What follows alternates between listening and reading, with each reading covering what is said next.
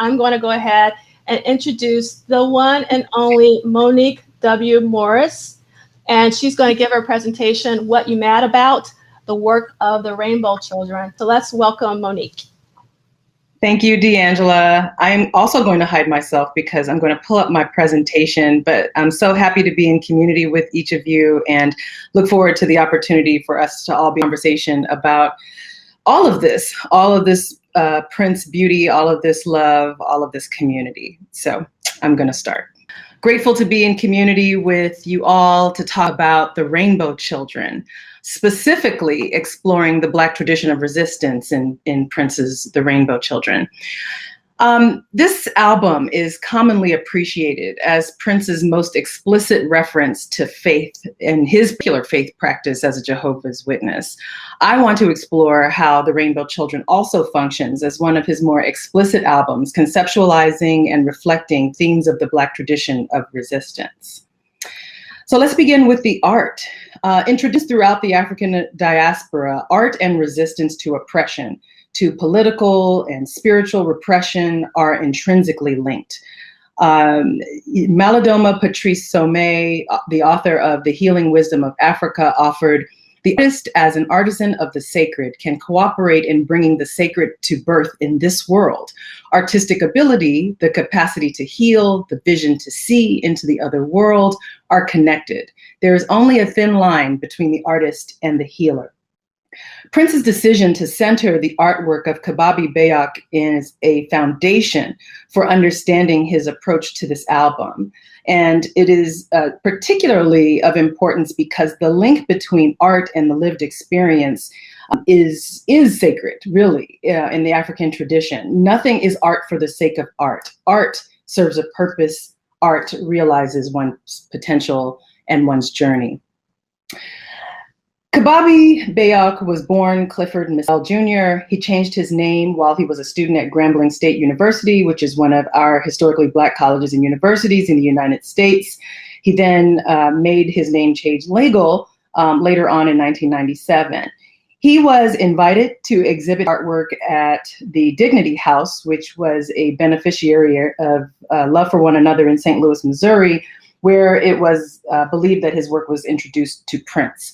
But Kababi is actually an acronym. It stands for Creative Black Artist Battling Ignorance, and Bayok stands for Blessed African Youth of Creativity. This is not inconsequential because all of the art that he is creating is driven by this overarching theme of engagement of the art battling ignorance, so art serving purpose, and it being created by the blessed African youth of creativity. Prince used Kababi's Rain Keys Quintet as the cover art for The Rainbow Children, subsequently used it as a centerpiece for the first celebration, and for those of us who have been to Paisley Park know that it remains prominently displayed in that space. And when he was asked why he created it, Kababi said, I decided to do a whole band of women. It worked out that Prince had a whole band of women behind him, and he wanted to use that piece, and it worked out perfectly. It was great synergy, but also I think a reference to Prince's keen eye for the role of women in expressions of sacred practice of creativity, also recognizing the vibrancy of these colors, the beauty of the design, and the engagement of feminine energy in the creation of this art. Again, evidence of Prince being in touch with his own divine feminine and also his willingness to explore that in his music and art. Because this is the first presentation, I thought I'd ground us in some basics about the album's content, although I'm sure this is extraordinarily rudimentary to this crew. But I think it's important just to recognize that Rainbow Children is the 24th studio album release. It was billed as controversial in its press materials for its spiritual anchor, but also, you know, the jazz and gospel-inspired album was his first fully independent release because it was issued without the backing of a major label. Here you see the titles of the tracks on the album, as well as those who were part of the band and functioned to creating and performing the art at this time, as well as a statement statement from Ben Greenman from The New Yorker, who called the Rainbow Children an album in the classic sense of the word, a 70-minute suite that comprises R&B ballads, funk workouts, instrumental interludes, and even sermonizing. But let's talk about the work, because that to me is a critical piece of this and where I want to spend the most of my time with you this afternoon. The work was released by Prince as a free download on Napster and then as a direct stream to download option through the NPG Music Club, which I'm sure our tech and engineering experts will further discuss later. And in The Rainbow Children, Prince calls to the work, quote unquote, as the collective action of seeking to spread God's word through witnessing, an obvious reference to his faith. But I want to position the work as a foundational understanding of the Black freedom tradition and the tradition of resistance in the United States as a specific response to a racial caste and enslavement structure that denied people of African descent of their human rights. Work has been an anchor of the Black experience and as such a core cultural value. It is especially important to elevate that the history of exploiting Black people's labor is in virtually every sector and industry, including entertainment, is at the forefront of Prince's consciousness at this time. So being willing to do the work is as much about participating in the labor of liberation material world as it is about seeking salvation in the spiritual realm. This shows up explicitly in Family Name. So when I heard him say, you might say what you mad about, you still got family name, and this song hit for me differently. It hit for me differently because it was a nod to the intentional disruption of family and dignity in the human experience for Black Americans. In this song, Prince takes on a more aggressive tone with the demand for justice in a way that I think we had not yet experienced. Yes, there were calls to march, but this was a social critique, a very particular critique of the way in which African people had been trafficked, the vestiges of slavery and the manifestation of those vestiges of slavery in virtually every aspect of life, down to what we call ourselves. And so it was an intentional way to think through who we are, what we are, and to interrogate that through this song and through this album. That Black people were stripped of their family names, left to adopt the names of oppressors, only to hold the names associated with their indigenous cultures through first names or non-surnames, such as Ola or Ori, as my family did, signals how systemic oppression was shaping the lived experiences of African Americans. This is substantial and important because throughout Prince's career, there has been this attempt to make him more palatable by suggesting that he was not willing to participate in the rigors of critiquing these forms of systemic oppression. And yet at this point, he's probably at the height of his engagement with these discourses. Beyond Family Name, most explicit, again, call out on the album, there are other references to what we're all mad about, right? This anger that fuels the work. In Muse to the Pharaoh, he says, would you rather be dead or be sold to the one who can now mate, which is a reference to the routine rape of enslaved African women, the very non-consensual sexual exchanges that result from enslavement and codified white supremacy. Again, a very explicit reference to the ways in which this experience of slavery has shaped not just his own experiences as an artist, but the collective experience, the collective trauma of a people in the United States. This is the historical trauma that many of us are continuing to unpack, that many artists have tried to engage in various forms. But again, Prince was at the forefront of beginning to deeply examine some of these in the context of its relationship, his own spiritual development, as well as his engagement of art. Not for the sake of art, but for the purpose of educating and moving forward a conversation about justice. In Muse to the Pharaoh, there also appears to be a passing reference to the strategies employed by enslaved people of African descent to keep the culture. So he says, let me run agenda through your hair. There's so much information for the next generation. Who's going to drop it if you're not there? It's worth noting that cornrows, and the African-inspired braiding styles that we see throughout the diaspora were also thought to be used by enslaved people as a means of communicating with each other, a code to communicate pathways to freedom, but also the actual stories that Black hairstyles tell. There are stories of resistance that are embedded in afros and locks and braids, especially in a society that these styles were inappropriate, unprofessional. These are conversations that we see continuing today. There's actual legislation in the Crown Act that is seeking to remedy some of these practices. My own work around school pushout has documented how girls and women continue to be criminalized as a function of wearing their hair in their natural styles. So calling out the fact that agenda runs through hair and that the deeply politicized nature of Black hair is a part of what might make us a little bit mad is a part of this discourse and an important way in which Prince is participating in this broader conversation.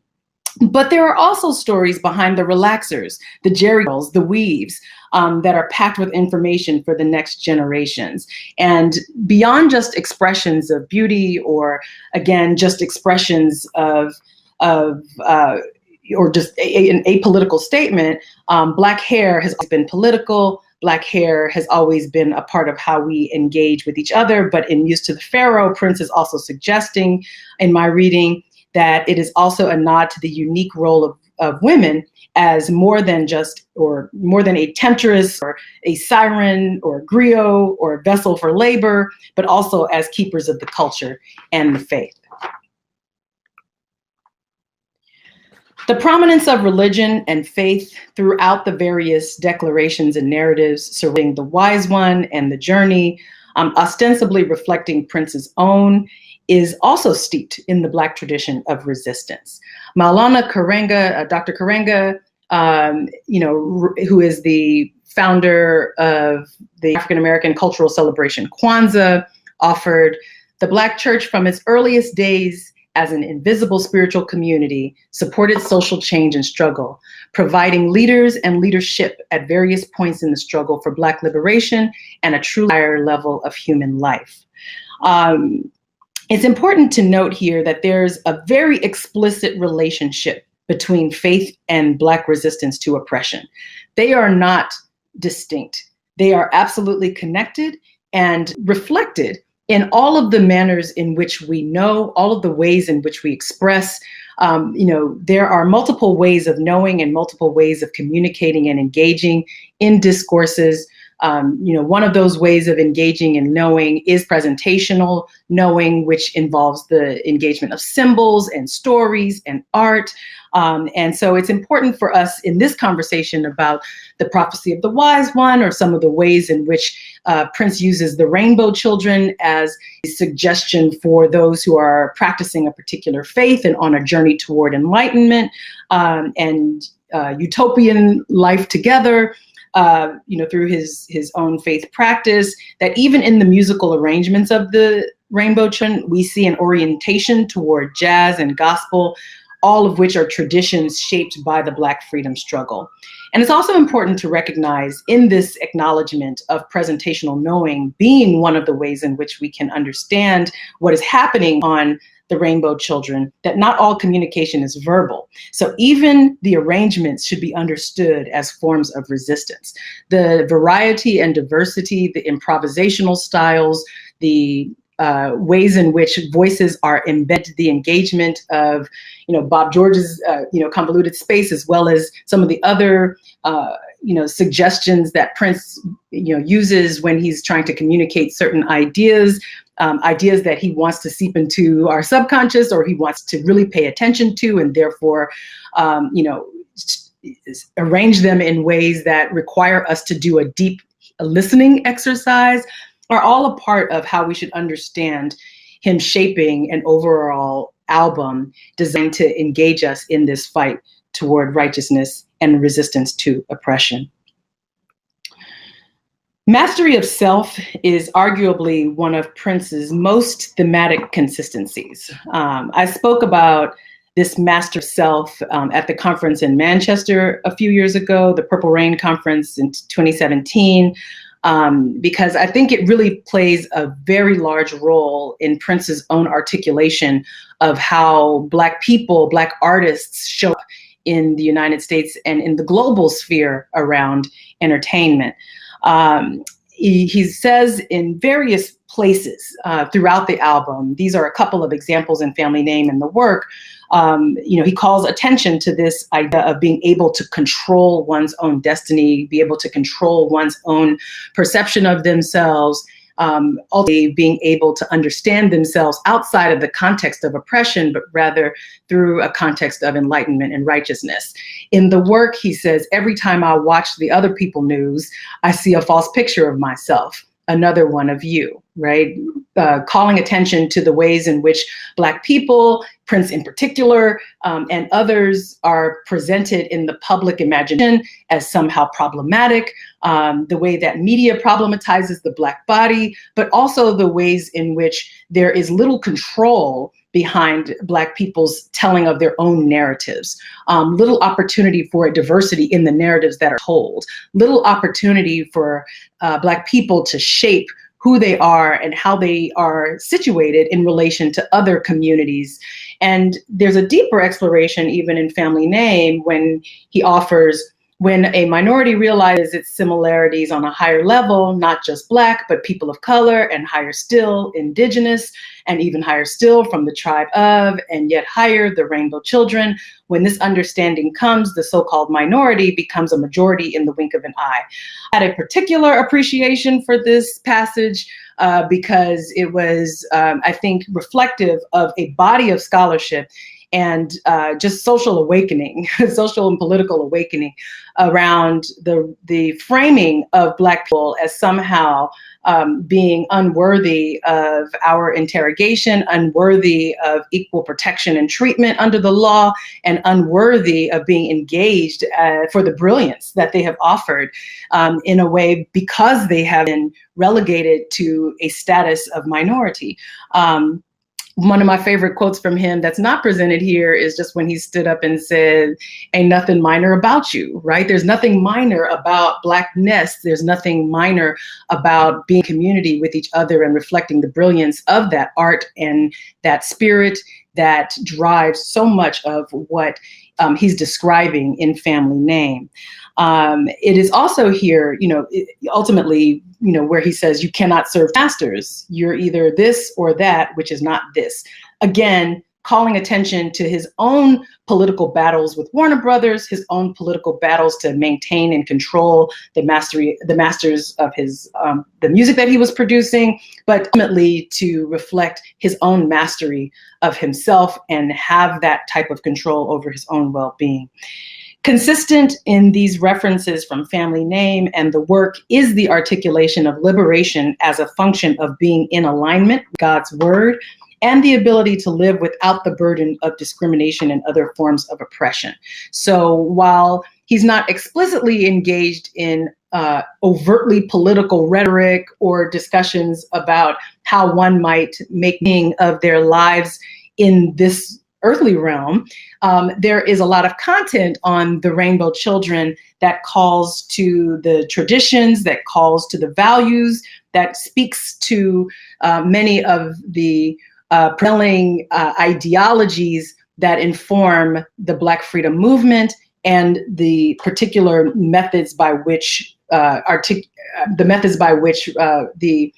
strategy to struggle against resistance have played out in our communities.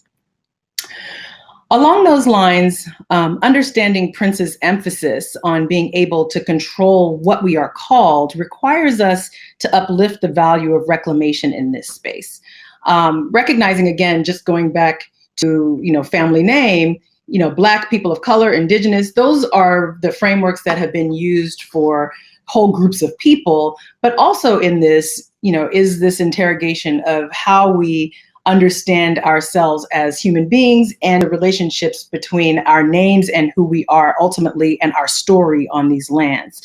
The Rainbow Children is also an effort to tell a fuller narrative about liberation and a recognition that in order to live fully and in the fulfillment of what he believed was promise, the blessed African youth of creativity, to borrow Bayok's name, as the art he chose to engage in this work symbolizes, must have the capacity to reclaim their truth. The reclamation of truth, the reclamation of identity is core to the practice of resisting oppression. And it is something that Prince engages throughout this album.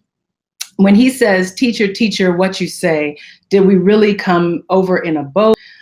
Did it really go down that way? Or did I arrive before and ruin Thanksgiving Day? Teacher, what you say. This is a reference to the work of Dr. Ivan van Sertima, who chronicled the presence of Africans in ancient America in his book, They Came Before Columbus, and who also offered us that you cannot make yourself whole again by brooding 100% of the time on the darkness of the world. We are the light of the world. And so it is, while Prince is reclaiming his birth name with this album, even as he created the vestiges of oppression contained therein, he is also honoring the fact that we have been told a partial story about who we are and what our narratives are in these lands and in the world.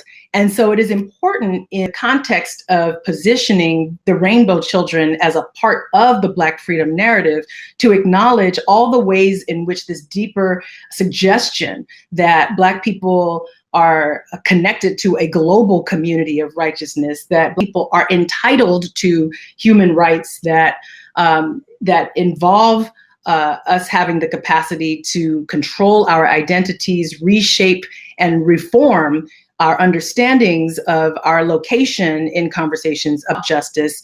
All of this is tied to this ultimate engagement around who we are, how we get there, and as many great scholars do and teachers do. And I argue Prince, he said once that if he were not a musician, he would have been a teacher. I think he was a teacher in many ways.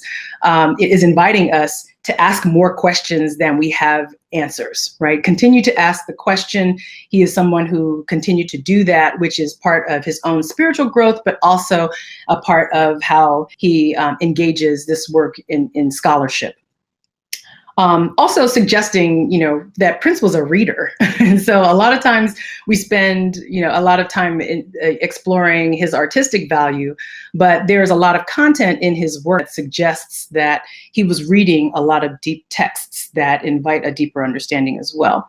Ultimately, the Rainbow Children engages spiritual enlightenment as protest, expanding Audre Lorde's challenge for people fighting against oppression to engage in radical acts of self-care. She offered, caring for myself is not self-indulgence, it is self-preservation, and that is an act of political warfare. For Prince, self-care was about nurturing the spirit, and this is in alignment with the collective Black freedom meditation about stepping into balance with righteousness. So when he says, when I was lost and I couldn't see my way, I used to follow what everybody say. Now I know that it's written in the heart. Now I'm ready to start. Without God, it wasn't there. Now I feel it everywhere.